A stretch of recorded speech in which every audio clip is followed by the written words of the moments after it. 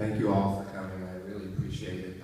So many of you helped make my father's life in this community a joy and a real thrill, and so many of you supported him when he needed you, when he had health problems. So I really just want to thank each and every one of you for your kindness, your love, and for being here today.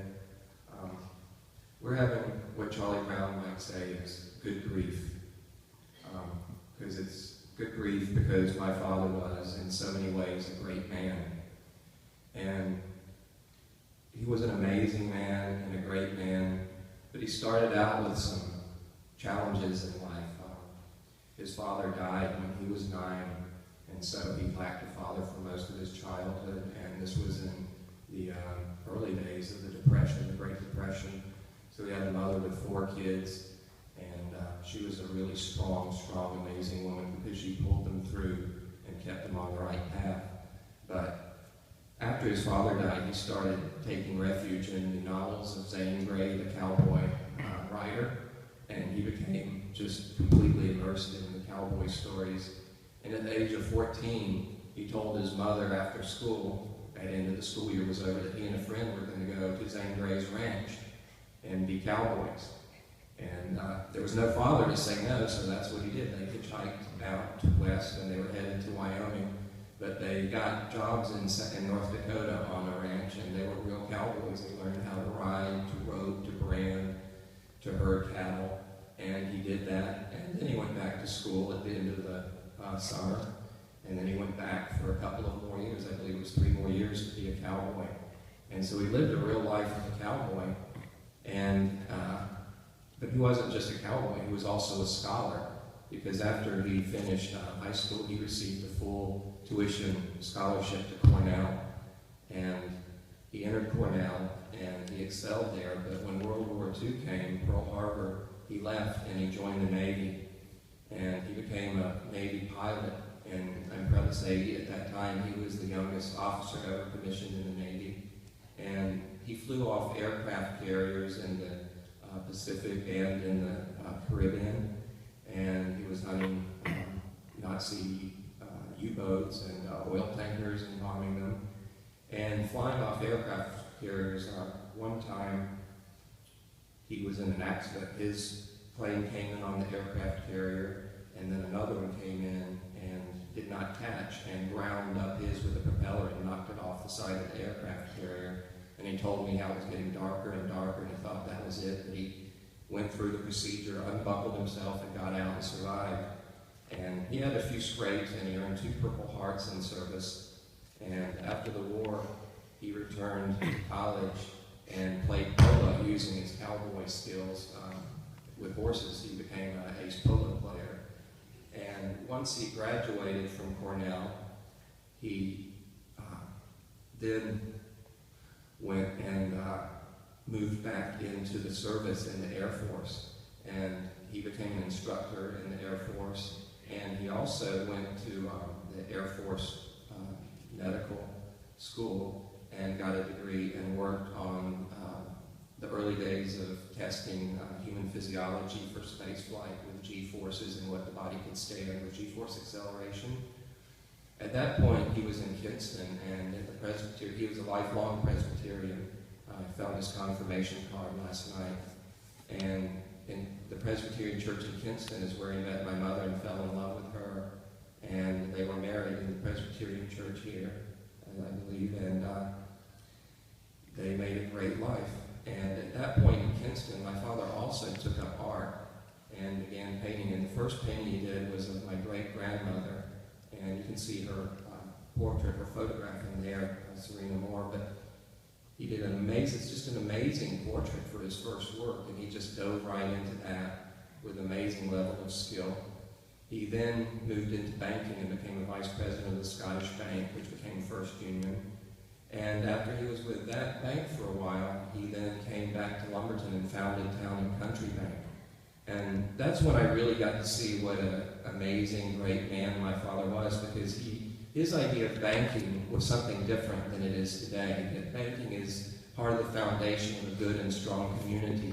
And a good banker reaches out to help people find ways to build and live their dreams. That's what a good banker does, is help people start businesses and save money for their children's education. And that's what he was all about in banking. And I'm so proud of him for that, because I would go with him when he was putting that bank together, and he would go to some of the biggest shops in the community and deal with them and trying to get them on board. And then he would go to the most wonderful salt-of-the-earth farmer or merchant and talk with them, and there was just no divide of class, awareness, or anything. He treated everyone really well, and I so admired that in him. And while he was here, he then saw, with some other people, that there were a lot of African Americans living by the river, and that their houses would flood, and they were in miserable conditions and had no way to have a platform to begin to better themselves if they lived in these conditions. So we began working with the Housing Authority, and they worked to build public housing here in Lumberton and affordable housing so people wouldn't get flooded out of their homes. And he just did so many civic projects as a kid. I remember him building relief maps of dams, a dam that was going to be built inside our city area when we lived there, or in addition to the hospital. And he was so very involved in civic duties and clubs and agencies. And I was so proud of all the work he did. And then he moved into real estate, but he always kept with his art. And he was really, to me, I can't believe when I look at how creative he was and how he found time to be such a civic leader, to be a really great businessman, and to also be an incredible artist, but most of all, to be the most wonderful father in the world, because he didn't have a father, so he spent so much time with me and did wonderful things. And I remember, well, I'll just tell you one thing. We all know his sense of humor. This is a little story I want to tell, so I kind of just remind you of his sense of humor and his prankish nature. Back in the 70s, during the Final Four, I believe it was, Carolina won at one time, and he was at the game, probably with Avi Lee or somebody. And my dad, this was well before they had cell phones or portable phones or anything like that, but he had this little plastic receiver with a cord on it and a safety pin at the end. And he took and pinned that in his jacket and put it in there. And when Carolina won the game, and it was the big end of the game, and the ropes and the barriers go up to keep the hoi polloi crowd from rushing onto the court with all the players and the team officials and all the celebrants who were supposed to be there, my dad pulls out this phone, puts it up to his ear, goes down to where the barriers are, and starts pointing up to the booth and talking. Hey, what we need to do is get these people over here and move this crowd. Let me through here. I've got to control this. So he got right in the middle of the whole thing, scammed his way in, had a great time, right in the middle of all the celebration and everything. So that's just part of his nature. But what I want to say about him is he was such a good father. My favorite memories are going to be him taking me and going on hikes with the dogs. He loved dogs his whole life. He had Snooks. We had Henry. We had Max and Rupert. And we also had Missy by proxy. We just had great dogs. There was so many wonderful dogs we had. And we would go hiking and just go through the woods back in the area that's developed now, and hike through the woods and look at nature. And he would teach me things. He would tell me, you know, if you have an opponent and you win, don't kick them when they're down. Always find a way to ingratiate yourself to people, compliment people, find something and tell them it's nice, make them feel good, and always try and understand other people's failings, because you don't know where they've come from and what they've been through. And these were little wonderful lessons, and he helped me with my Boy Scout merit badges and everything, and he was a scout leader.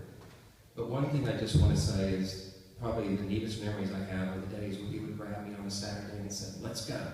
And he would take me out to the airport, and he would borrow or rent a Cessna. And because he had his Navy flying skills, we'd get in, and I would be so amazed. He would click, click, click, click, click, talk through the little thing, click, click, click, and we'd be off. And he would just fly me around Lake Water. Look, there's Lake Waccamaw. Look over here. We're going over Pinehurst. Isn't that great? And would just fly me everywhere, and then bring me back.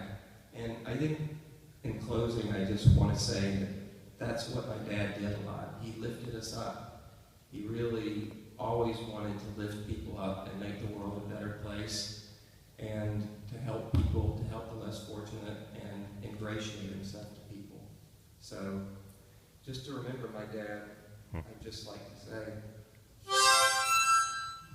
good show. Good show.